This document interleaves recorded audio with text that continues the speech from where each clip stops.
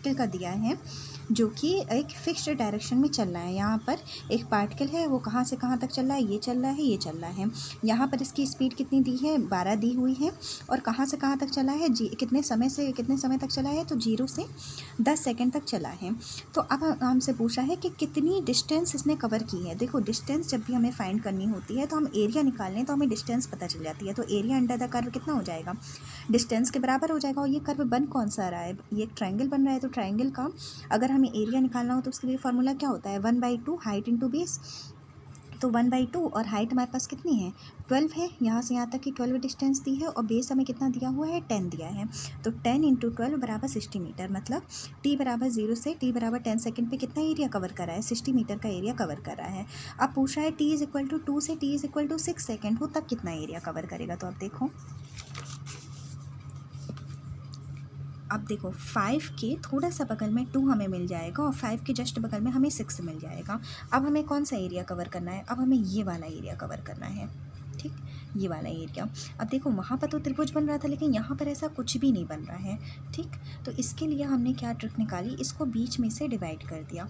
अब क्या आपको ये पहला पार्ट और ये दूसरा पार्ट नहीं दिख रहा है, पहले पार्ट में ये एक समलंब चतुर्भुज मतलब एक ट्रेपेजियम बन रहा है और ये दूसरा ट्रेपेजियम बन रहा है। और ट्रेपेजियम का अगर हमें एरिया, हमने जैसे बताया ना, इसका एरिया निकालें, इसका एरिया निकालें, दोनों को जोड़ लें तो हमें पता चल जाएगा।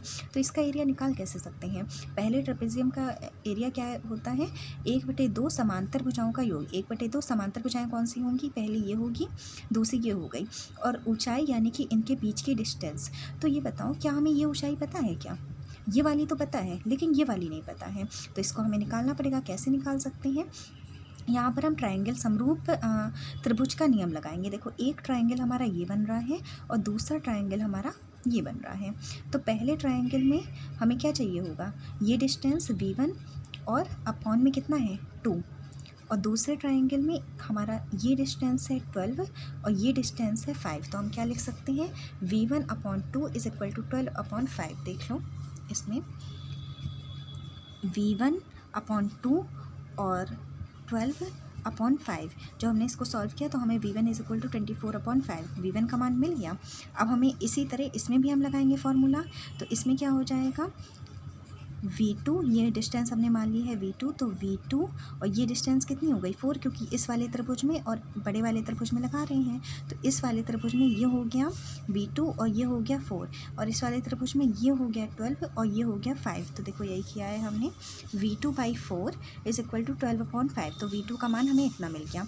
अब हम क्या करेंगे, इस वाले ट्रेपेजियम का एरिया निकाल लेंगे, इस वाले ट्रेपेजियम का एरिया निकालेंगे, दोनों को जोड़ देंगे। तो इसका एरिया 1/2 समांतर भुजाओं का योग। समांतर भुजाएं की लंबाई कितनी निकाली है हमने, v1 निकाला है 24/5 और ये निकाला है 12। तो प्लस का 12 और दोनों के बीच की डिस्टेंस कितनी हो गई 3, प्लस 1/2 इसकी लंबाई कितनी है 12, इसकी लंबाई कितनी है 48/5। दोनों को जोड़ दिया और दोनों के बीच की डिस्टेंस कितनी हो गई 1। जब इन दोनों को जोड़ देंगे आप तो आपको पूरा एरिया फाइंड हो जाएगा। Thank you.